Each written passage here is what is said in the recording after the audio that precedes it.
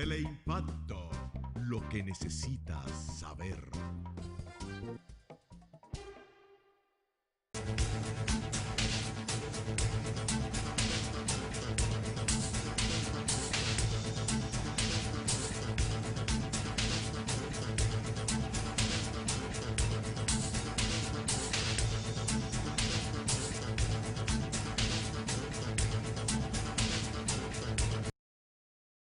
Bienvenidos a otra entrega de sondeo. Hoy es lunes, arranca la semana. Una semana laboral muy activa. Para nosotros, de manera que, por cierto, creo que se rompe por mitad, porque hay un día... El miércoles es el día miércoles, 16 de agosto. El 16 de agosto, día en que debe... Bueno, si se llega al primer año de este periodo de Danilo Medina y se llega al quinto año de su ejercicio presidencial. Sí, 5 años tiene el presidente. 5 años va a cumplir ya el presidente Danilo Medina en el ejercicio gubernamental, con sus más y con sus menos.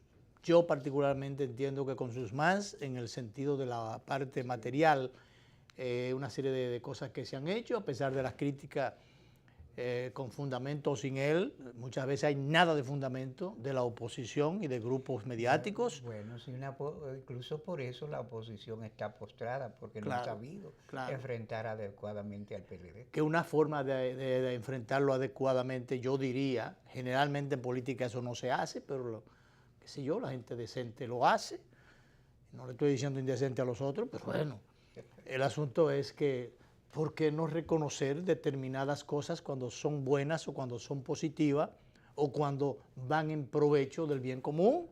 Y hay cosas interesantes, hay cosas cuestionantes o cuestionadas o por cuestionarse, pero hay cosas interesantes. ¿Por qué no aprovechar aquellas, aunque sean pocas o menudas, pero qué sé yo? ¿Por qué no hacer eso? Eso engrandece.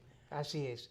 Incluso, fíjate, ayer, yo creo, o ayer no, el viernes, yo creo, Luis, que fuimos el único programa, no supe de más, que tocó el tema. Nosotros tocamos el tema de la presa de las Dos Bocas, que encomiamos la obra. Lo que eso va a impactar en el sur es increíble. Sin embargo, hasta los propios voceros del gobierno no han tomado el tema. No, porque ellos no están en eso, están en otra cosa, Además, sí, algo, ¿no? Nos llaman desde el Palacio. Hay un cuestionamiento justamente a la forma o sea, de decir las cosas o de no decir nada muchas veces con respecto a la obra material del gobierno del presidente Danilo Medina. Porque se han hecho muchísimas cosas. Esa obra, por ejemplo, que es de lo último que se anunció, al margen de la obra en la parte de la educación, la construcción, que bueno, el 4%, sí está bien, pero bueno, se está haciendo. Se están ejecutando, se están invirtiendo esos recursos. Hoy, si esos recursos se incumpliera, cuando sabemos que los gobiernos muchas veces incumplen con muchísimas cosas, y se cogieran para otra cosa.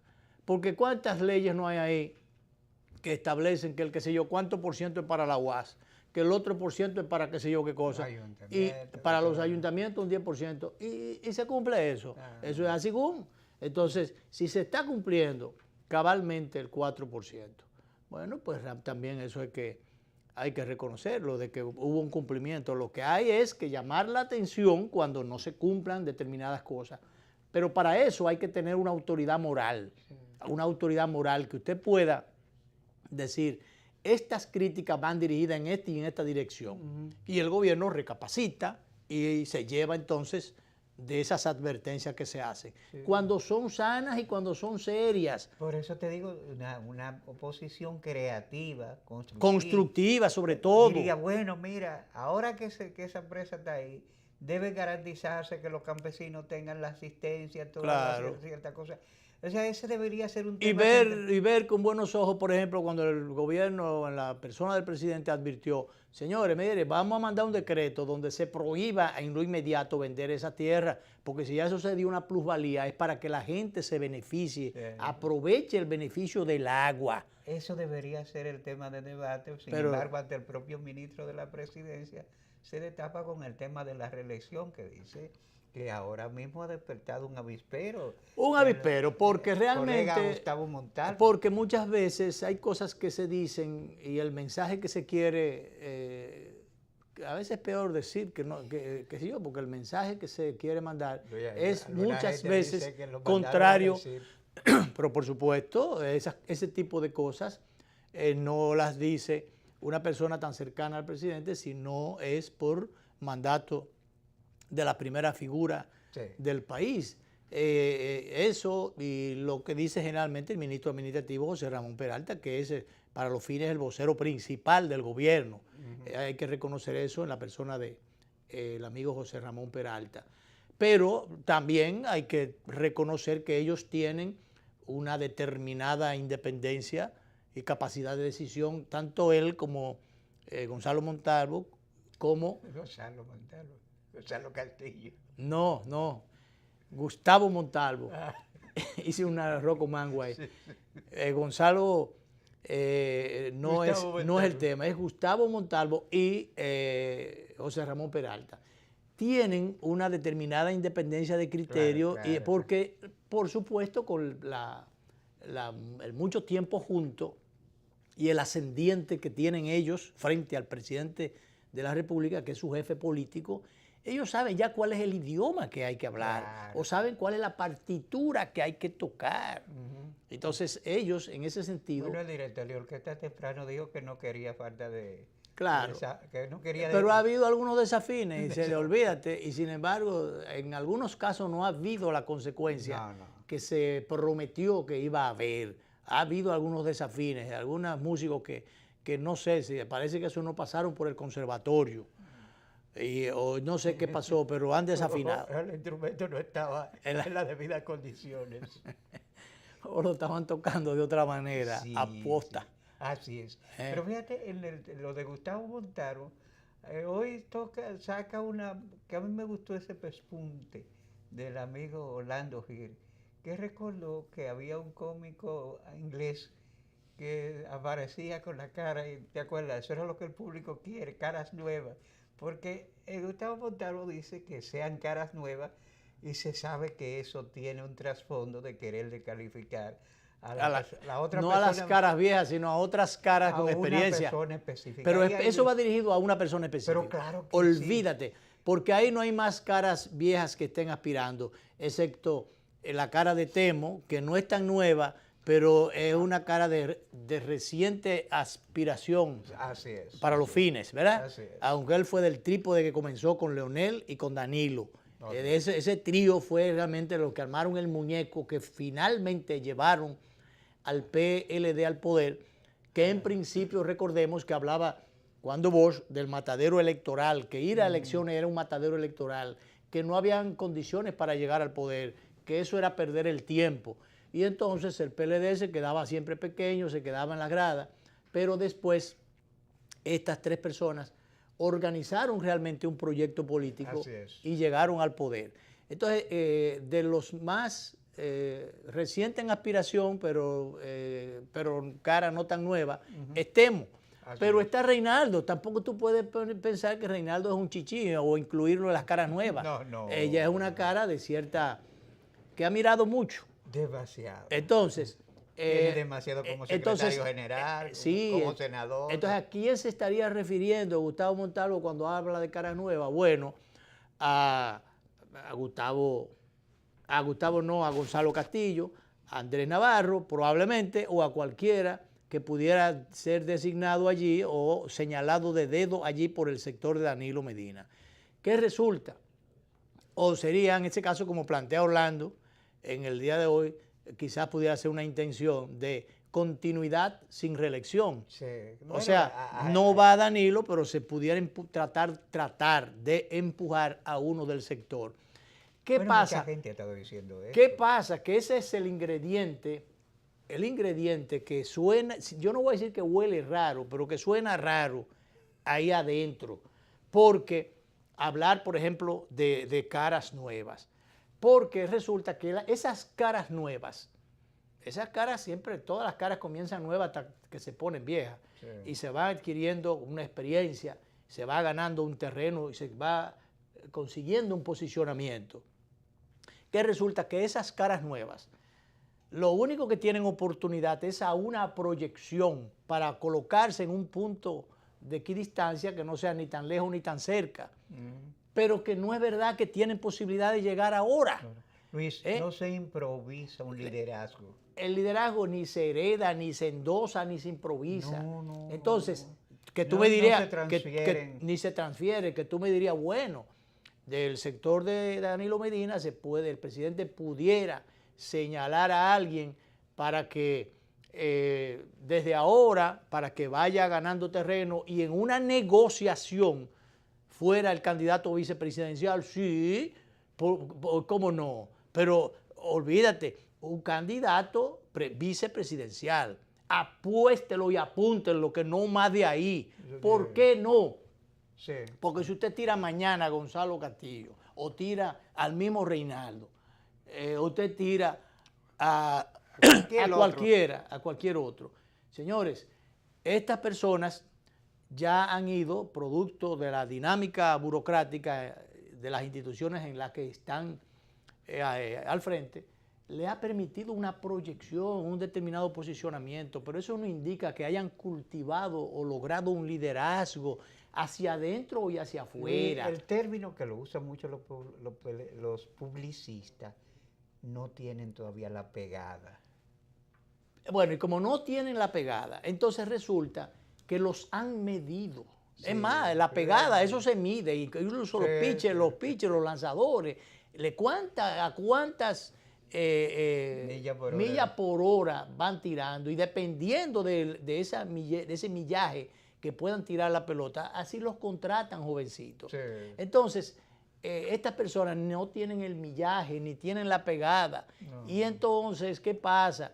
Que lo más que pudieran ser un candidato vicepresidencial si hubiese un acuerdo de alta política para colocar a una persona del sector de Danilo Medina, si él no fuera a embrujarse con el tema espinoso de la reelección presidencial. Entonces, ahí vendría el tema y se desatarían los demonios si se quiere cerrar el paso, porque esto es una continuación del discurso de algún momento, cuando se hablaba de una figura nueva o de un relevo, O sea, los relevos se producen como el agua cuando va pasando y que se va aclarando sola al paso de la corriente. Así mismo en los partidos, eso no cae del cielo, sino se van produciendo, producto de las circunstancias, producto del trabajo político y de muchas cosas, se van y por decantación. Esa es la palabra, decantación. Van llegando y quedándose finalmente quién puede ser. Y entonces también dependiendo de las circunstancias, de qué sé yo. Pero señores, a todas esta gente las han medido. Entre todos juntos no llevan una gata a hacer pipí. No. ¿Tú entiendes? No pasan de un 3%. Esa es la realidad. No pasan de un 3%. Y con ese 3% no se va a ningún lado, aun cuando tú tengas todo el apoyo logístico a tu favor. No es verdad. Entonces, ese ingrediente a 3 años de las elecciones, proponer caras nuevas. Bueno, pero ven acá, ¿qué pasa con las caras viejas? ¿O qué pasa con las experiencias? ¿Qué pasa con los que tienen realmente... ¿Qué pasa con los liderazgos posicionados? Posicionados ya. ¿Qué pasa con esas, o con las reservas? Claro. ¿Qué pasa con esas cosas? O sea, tú vas a coger un vino viejo y tú dices, bueno, ese vino viejo no sirve. Vamos a traer vinos nuevos ahora. Y estos son. Entonces, eso lo que hace es desatar una incomodidad interna, una situación, porque sería interesante una remoción del liderazgo en todos los partidos. Qué bueno sería, pero sí, el producto, y planteo estas cosas en la columna de mañana, el producto de un evento democrático, convencionario, democrático, interno, donde, bueno, sí, vámonos a embrujarnos todos con las masas y con la base del partido, y entonces que voten, y sobre esa votación, entonces que se imponga lo que conviene o lo que se quiere. Pero, no, yo voy a señalar de dedo y a mí ya no me gusta yo voy a querer cambiarlo todo dentro de la organización. Eso es provocar una fractura interna. Y muy temprano, muy temprano. Mire, hay que revisar muchas cosas, incluso yo hasta me reí porque a veces los discursos están vacíos de contenido. Oye, que Hipólito Mejía diga que es el candidato de la juventud como que tiene sabor a broma. Sí. Es una broma, pero una broma hasta que cae en lo ridículo. Bueno, entonces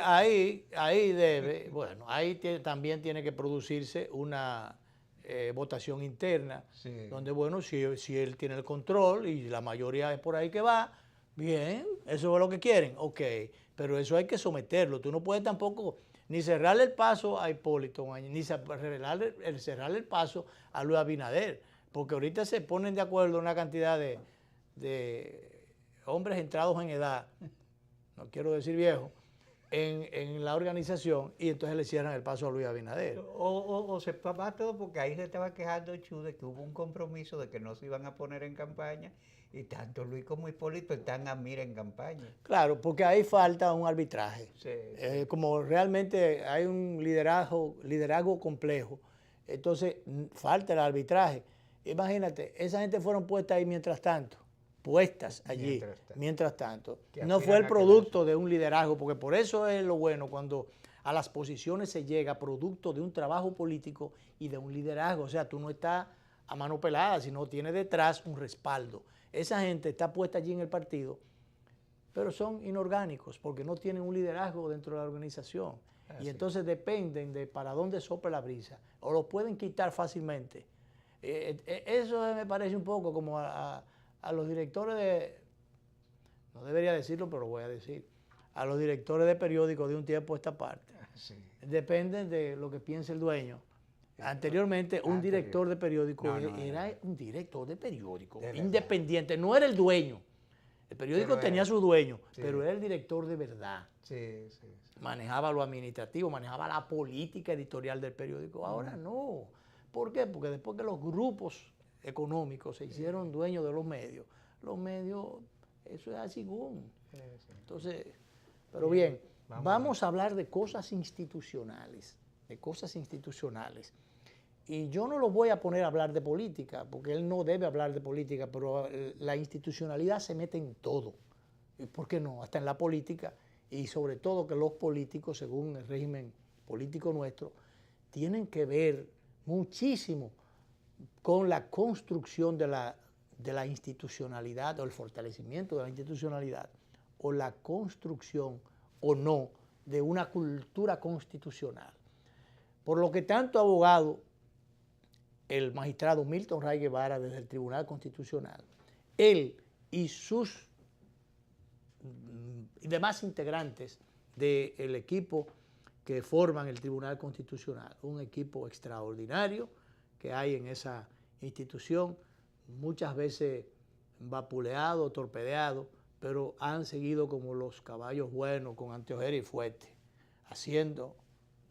mirando tubular hacia adelante todo el tiempo, haciendo su trabajo. El tema de la cultura constitucional. Cuando yo vi a la presidenta de la Cámara de Diputados, que la llevaron al grupo Corripio, le preguntaron por el tema de la reelección, hermana del presidente. Ella dijo, eso no está en discusión ahora.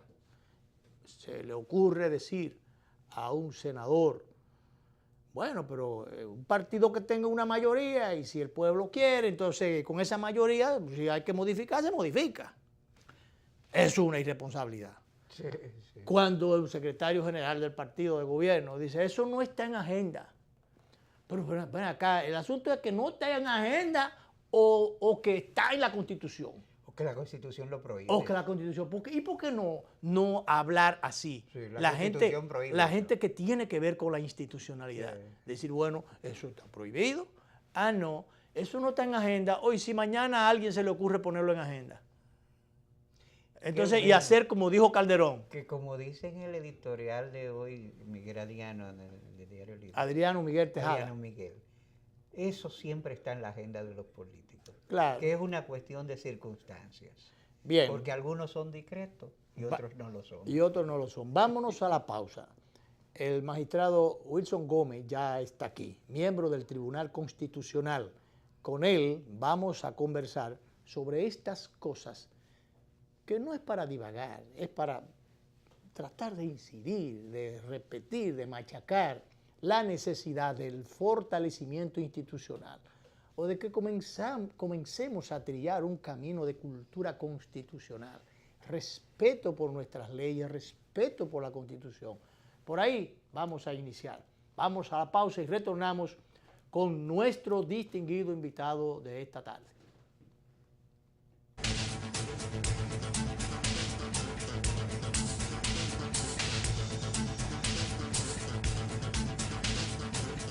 ¿Por qué es importante el crecimiento económico? Imagina que la economía no está creciendo y no se están generando suficientes empleos.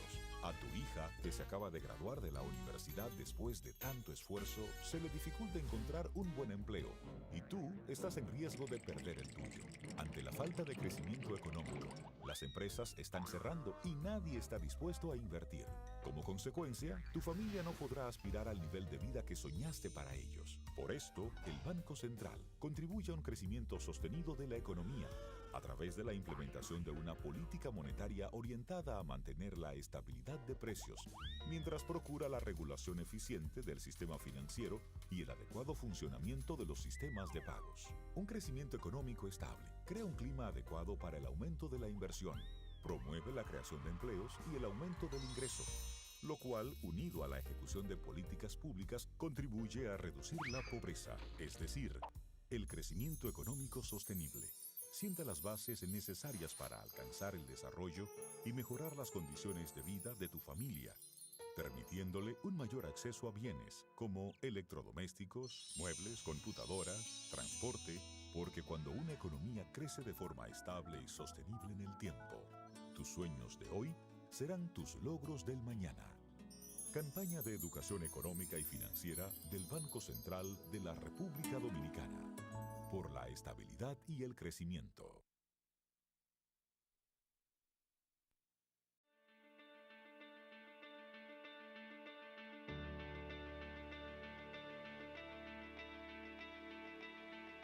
Cuando me propuse subir la bandera a la estratosfera, yo sabía que iba a ser difícil, pero no imposible.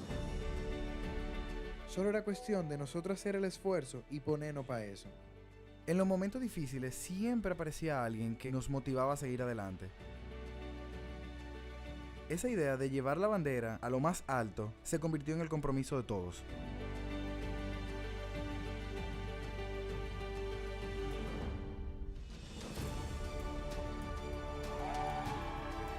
Y ese día la bandera llegó bien alto y allá, bien en el tope, demostró a todo el mundo que Dominicana Unida no conoce límites.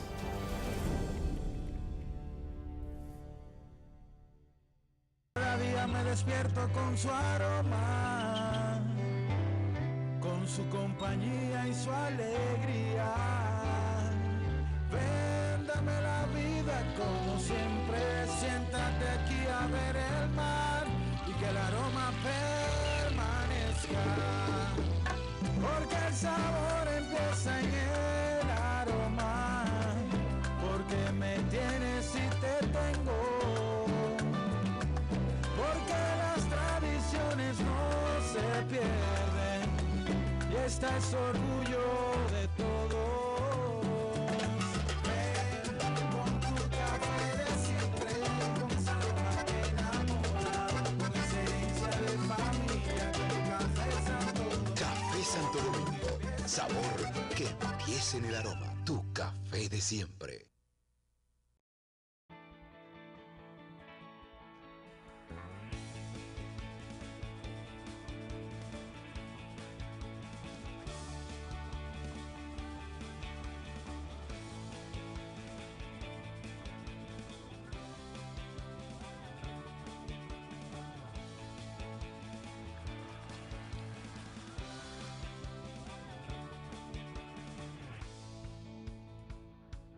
Dale millas a tu vida. Ahora también cambia tus millas para pagar tu tarjeta de crédito y los impuestos de boletos aéreos. Entra a popularenlinea.com y descubre todo lo que puedes hacer con ellas.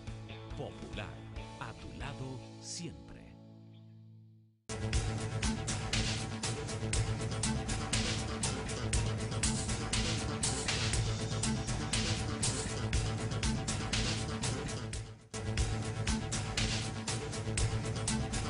Ya estamos y damos la bienvenida formal a nuestro distinguido invitado, el magistrado Wilson Gómez, miembro del Tribunal Constitucional. Él siempre preocupado por estos temas. Anda con la Constitución, nos trajo un ejemplar de la Constitución a mí, a Danilo, la proclamada el 13 de junio del 2015. Algunos ejemplares, él es vicepresidente del Instituto Duartiano. Y aquí... Cuatro opúsculos, aquí el resumen de la verdadera historia del general Juan Pablo Duarte,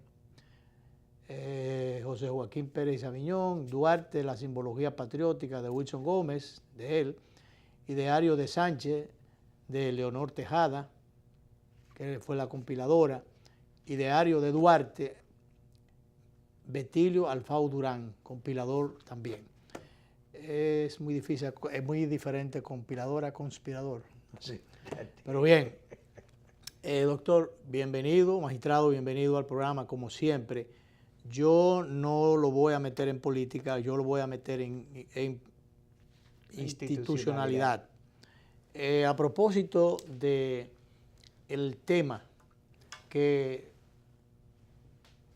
a 3 días, 2 días, estamos a 14, de cumplirse el primer año del ejercicio gubernamental del presidente Medina, el quinto ya en el poder,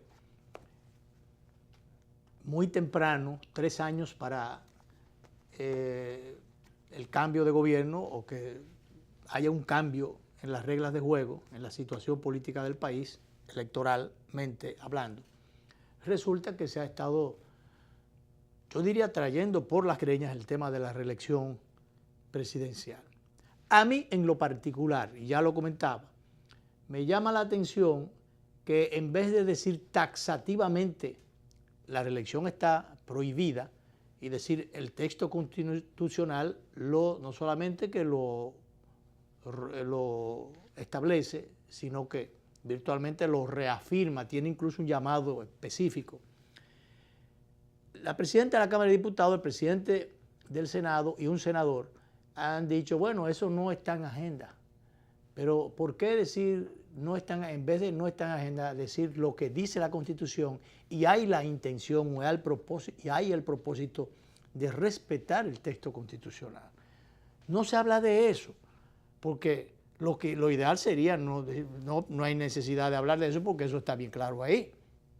Y si algún día eso se modificó por las razones que fueran, los criterios que fueran, eso no lo podemos hacer ni a cada momento, ni cuando a cada quien se le ocurra. Alguien decía recientemente, creo que fue Hugo Tolentino, ¿quién fue la otra persona? Lo dijo la politóloga Rosario Espinal. Lo decía con las mismas palabras uno y otro. La Constitución, dejémosla tranquila. Entonces yo quiero con esa introducción conseguir de usted una reflexión sobre el respeto a la institucionalidad, sobre la creación de una cultura constitucional, que esto solo se logra cuando hay una conciencia y la disposición de respetar esas cosas. Bienvenido, magistrado. Bueno, muchas gracias. Agradecer siempre a Sondeo el que nos extienda invitación para comparecer a aquel espacio. Bueno, sin duda que uno de los grandes esfuerzos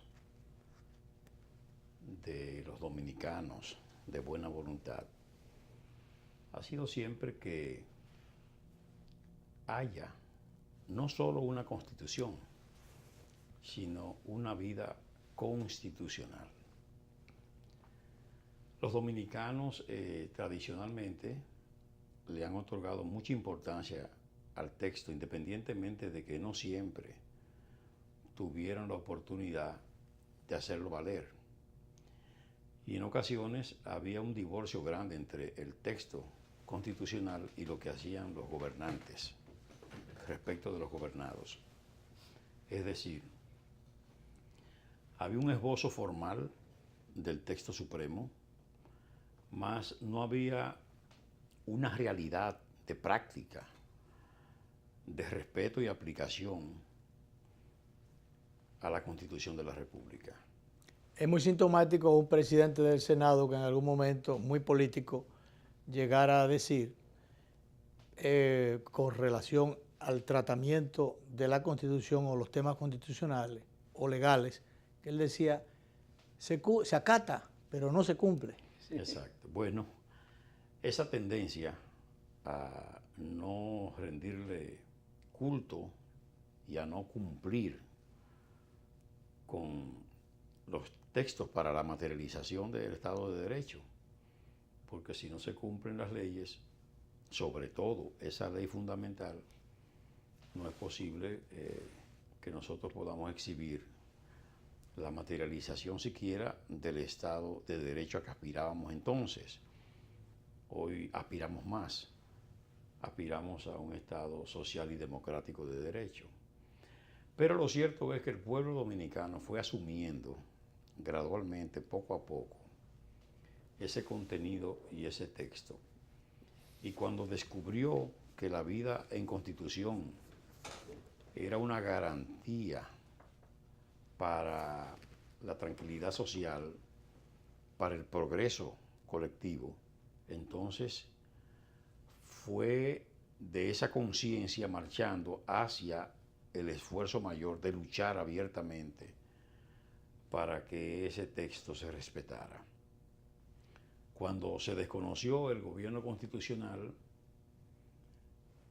de 1963, todo el mundo sabe lo que ocurrió. Un pueblo en armas, defendiendo el texto y procurando que se volviera al mismo que había sido desconocido por un grosero golpe de Estado. Y cuando se percató de que no había forma de que se volviera a ello por la vía pacífica, entonces asumió esa actitud. Cogió las armas. Exactamente, y resueltamente logró que al final, aunque no se pudo restablecer, pero por lo menos se produjo una lección de por vida que ha servido mucho a los dominicanos. Al momento de las situaciones difíciles, se ha tenido que recordar ese capítulo. Para no repetirlo. Para no repetirlo. Entonces, yo pienso que el esfuerzo tiene que mantenerse en ese sentido. O sea, ya nosotros no solo tenemos una constitución como la hemos querido, fruto de un acuerdo social, de un pacto, de un esfuerzo, de colaboraciones, y es una constitución bastante generosa, sino que los dominicanos hemos estado viviendo en constitucionalidad en los últimos años. ¿Usted cree que hemos ido avanzando realmente, a pesar de lo mucho que nos falta por hacer, como diría un político muy folclórico? Pero de todas maneras hemos avanzado mucho. Yo pienso que sí, que la gente por lo menos identifica dónde acudir en procura de que se le dé una respuesta constitucional. No solo en ocasión de un reglamento, de una ley, de una ordenanza, de un decreto que entiende que es inconstitucional y que le perjudica y puede acudir allí, sino también cuando se vulnera un derecho fundamental directo que le afecta. Entonces recurre a los tribunales del Poder Judicial en primer grado, al amparo, y al final, en caso de que no consiga una respuesta válida y oportuna, entonces recurre al Tribunal Constitucional en procura de que el tribunal haga una rectificación de la decisión que se ha dado. Pero también en la propia aplicación de justicia a lo largo, ¿verdad?, de todo un proceso, cuando los ciudadanos entienden que ya se agotó primera instancia, se fue a apelación, se fue a la Suprema en casación y aún así entiende que se está vulnerando un derecho fundamental, entonces recurre a la decisión de Suprema Corte de Justicia en revisión ante el Tribunal Constitucional en procura de una respuesta en ese sentido. ¿Qué significa eso? Bueno, que el ciudadano ha comenzado de un tiempo a esta parte a darse cuenta que es preciso hacer respetar su derecho, que tiene que hacer un reclamo válido y que tiene que procurar una instancia que le responda en términos de la constitucionalidad, ¿verdad? Y frente a un derecho fundamental afectado. Yo creo que eso abona a favor de ese Estado que se ha querido establecer de constitucionalismo, o sea, donde la gente procura, y eso los políticos lo han estado haciendo, o sea, frente a la vulneración de derechos por parte de los partidos políticos respecto de sus miembros, ellos acuden al Tribunal Superior Electoral, ¿verdad? Y entonces van al Tribunal Constitucional frente a una decisión que entiendan que no ha hecho respetar o no se ha acogido su tesis donde se ha planteado el respeto. Ahora entiendo, magistrado, yo creo que a pesar de los escarceos producto de la politización con que se manejan muchas cosas, incluso muchas veces se torpedea el propio Tribunal Superior Electoral, esos esfuerzos, esos escarceos forman parte de la creación de esa cultura constitucional. Claro. Le violan sus derechos, entiende que le violan sus derechos democráticos, de que no hay democracia interna en los partidos y se acude al tribunal. Exacto. No se está satisfecho con la decisión del tribunal, se acude al Tribunal Constitucional. Correcto. Y yo creo que eso forma parte de esos esfuerzos. Con la ventaja de que el tribunal al final va a dictar una decisión que es vinculante, que obliga a todas las autoridades, a los tribunales, por supuesto, a todas las personas, y es un órgano supremo de interpretación, ¿verdad? Y en consecuencia su decisión termina imponiéndose.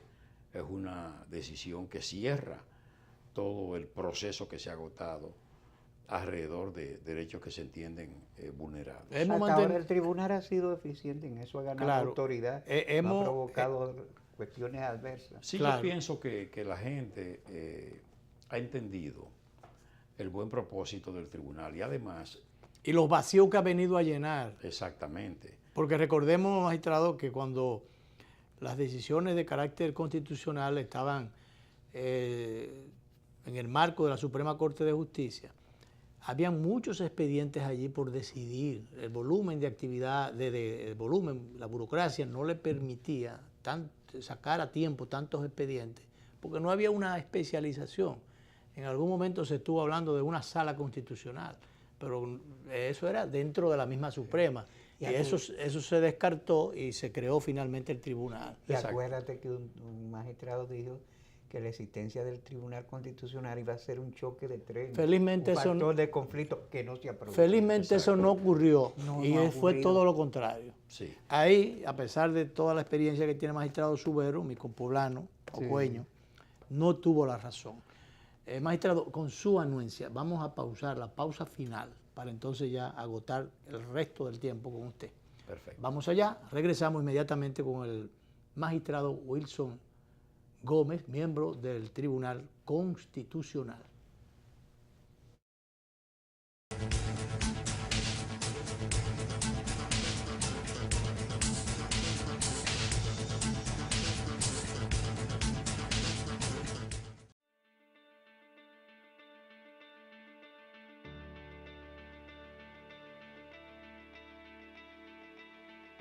Cuando me propuse subir la bandera a la estratosfera, yo sabía que iba a ser difícil, pero no imposible. Solo era cuestión de nosotros hacer el esfuerzo y ponernos para eso. En los momentos difíciles siempre aparecía alguien que nos motivaba a seguir adelante. Esa idea de llevar la bandera a lo más alto se convirtió en el compromiso de todos.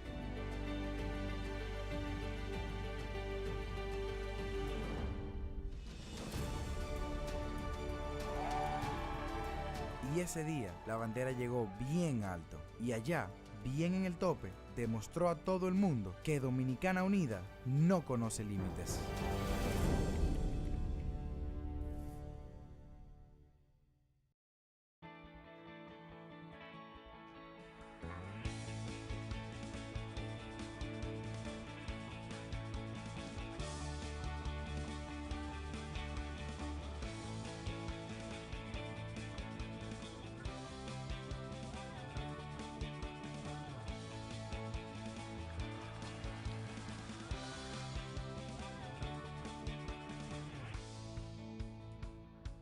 Dale millas a tu vida. Ahora también cambia tus millas para pagar tu tarjeta de crédito y los impuestos de boletos aéreos. Entra a popularenlinea.com y descubre todo lo que puedes hacer con ellas.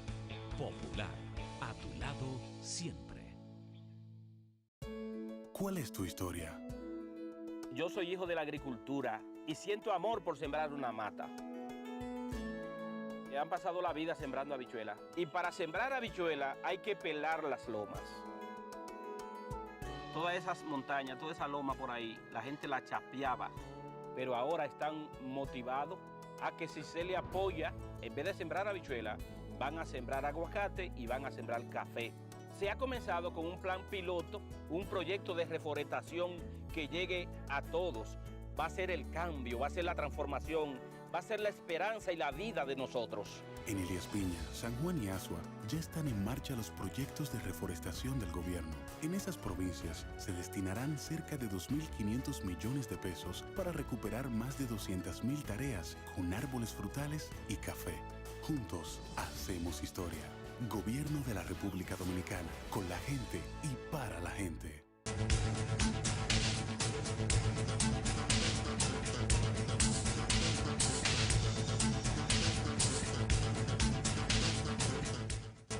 Seguimos nuestra conversación con el magistrado Wilson Gómez, miembro del Tribunal Constitucional, vicepresidente del Instituto Duartiano. Magistrado, ¿cómo usted ve las cosas? Hablamos de los esfuerzos por la creación de una cultura constitucional. Sobre lo que tenemos, ¿no tiene usted algunas aprehensiones o sus temores de que algunos de esos avances que se han ido logrando en materia constitucional puedan revertirse más bien en algún momento, que se puedan torpedear alguna de esas cosas y se quiera echar atrás lo que ya se logró? ¿Hasta dónde estamos sentados sobre bases sólidas? Y ya las mismas circunstancias y el hecho de que el partido en el poder, el PLD, haya estado comprometido con esos cambios que se han hecho, que han estado ocurriendo en la vida institucional del país, con sus más, con sus menos, con sus errores, pero en definitiva, por ahí, en esa dirección, han estado encaminándose muchos de esos esfuerzos. ¿Cree usted? Pero han cambiado algunas reglas de juego internas. Yo no creo que hayan cambiado tanto como para olvidar que esas cosas han sido logros para beneficio del país, logros del PLD.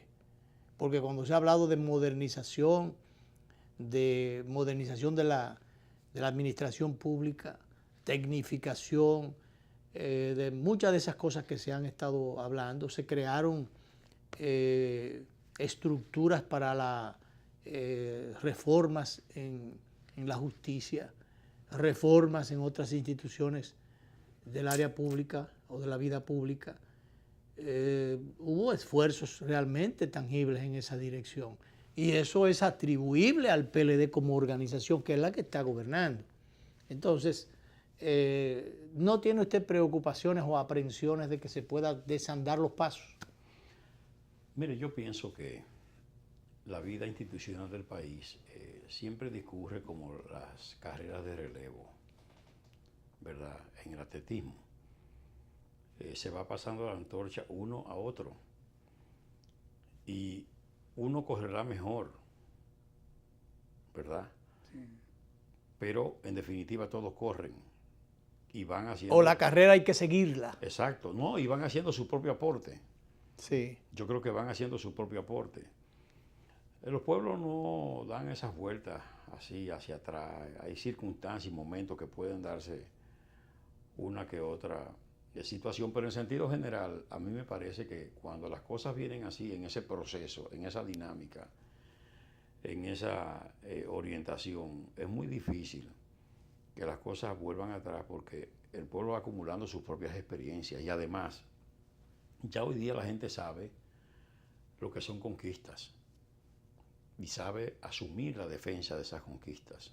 Y hasta los tranques políticos en determinadas circunstancias, como usted bien plantea o sugiere, llegan hasta un punto y se reflexiona y se reconoce la necesidad de buscar salidas institucionales. Efectivamente. Recordemos cuando el tranque aquel electoral, donde al doctor Peña Gómez le llevaron las elecciones, se creó una crisis política, hubo que buscarle una salida.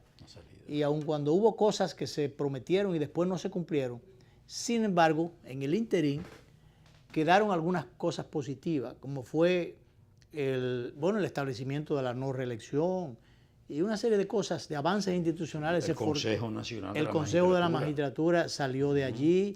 Se pasó, por tanto, la elección del Senado, de los miembros del Senado de la República.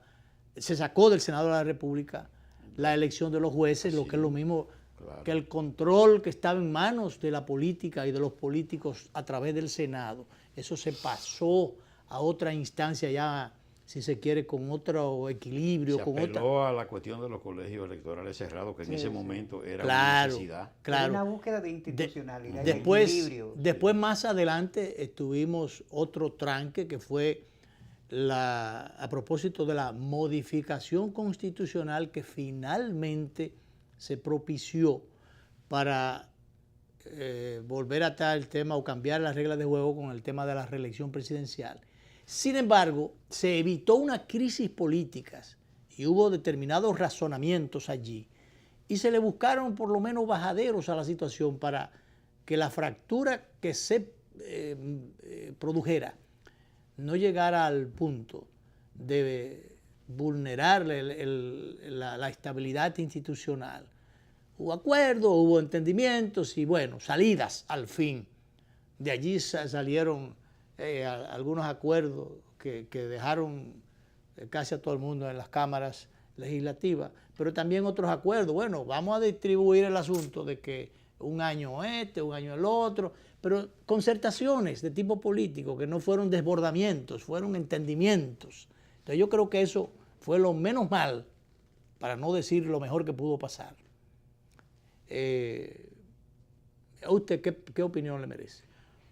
Bueno, no hay dudas de que siempre en el marco de la institucionalidad vamos madurando y vamos alcanzando cosas, y frente a situaciones difíciles se buscan salidas que vayan en consonancia con la estructura legal y con la propia Constitución de la República. O sea, fíjese que cuando se plantea la conformación del Tribunal Constitucional, hay muchas discusiones y se dan muchas situaciones, porque ciertamente la Suprema Corte de Justicia tenía la facultad de conocer las acciones directas de inconstitucionalidad, pero por supuesto no podía hacer lo mismo ni hacerlo todo, que, como has dicho, con tanta propiedad, con tantas cosas que tenía la Suprema Corte de Justicia, no era tan fácil. Ahora hay una especialidad en el tema. Efectivamente. Ahora, ¿qué se plantea? Se plantea un tribunal constitucional que tuviera una composición de 13 miembros y buscar entonces una mayoría súper calificada. O sea, se necesitan 9 votos para aprobar una decisión jurisdiccional.